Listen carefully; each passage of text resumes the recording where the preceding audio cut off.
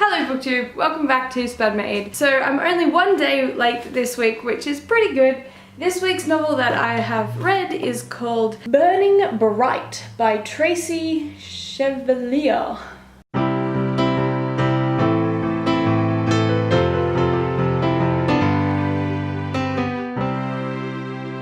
So it follows the main storyline of these two kids. Are our two main protagonists, Maggie and Jem.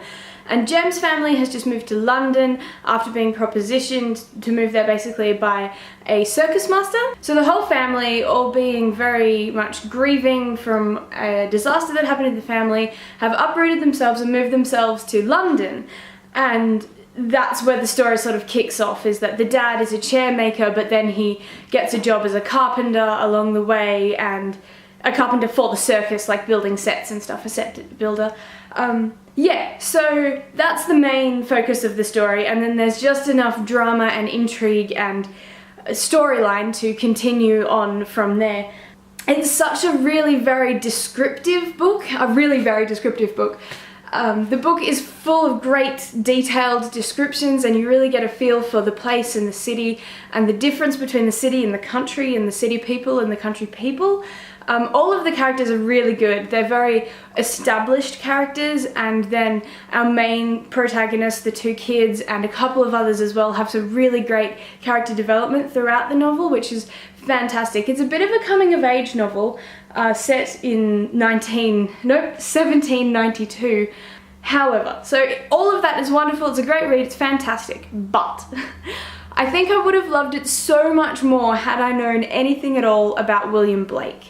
So the entirety of my knowledge about William Blake, the entirety of my knowledge about William Blake is that he's a poet from England from a long time ago, like a historical guy who wrote poetry, basically. And I learnt a lot about him through this book, even though it's not educational, but it is, because I learned a lot in it. But I think had I been familiar with his poetry, or even just his historical position in England, or known anything about him other than his name, I would have gotten the jokes, the references. It would have just meant so much more to me. But because I didn't know anything, I was just like, oh yeah, he's a cool character. He's named after that great poet from England. But it actually is that poet from England, and it's all really well referenced in here, and his writing is established through basically his communications with the two kids, which is really, really cool. And then at the end, there's a really nice little sum up part which makes reference to two, I think it's poetry collection books that he's written, and I didn't get that at the time. I mean, I got it, but I didn't really get it. Like, I was like, oh yeah, that's cool. I wasn't like, oh my god, wow, that's the inspiration for these books, which I would have been had I known it. Like, you know, I really felt like I was missing something just because I didn't get all of the references. But it was a good enough story without that extra knowledge, without that extra layer on top of it. The book just read a little bit slowly for me.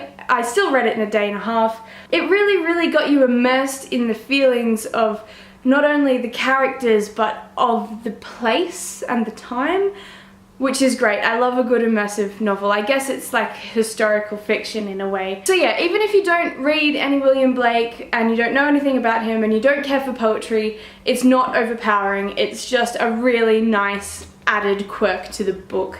That's it from me for this week's book. I might do a quick video about NaNoWriMo tomorrow for Monday. Actually, let's make that a goal. I'm doing NaNoWriMo a little bit differently this year, and I'm going to be talking to you all about it on Monday, so I hopefully will see you then, and thank you so much for watching. I'll see you later. How do you turn this thing off?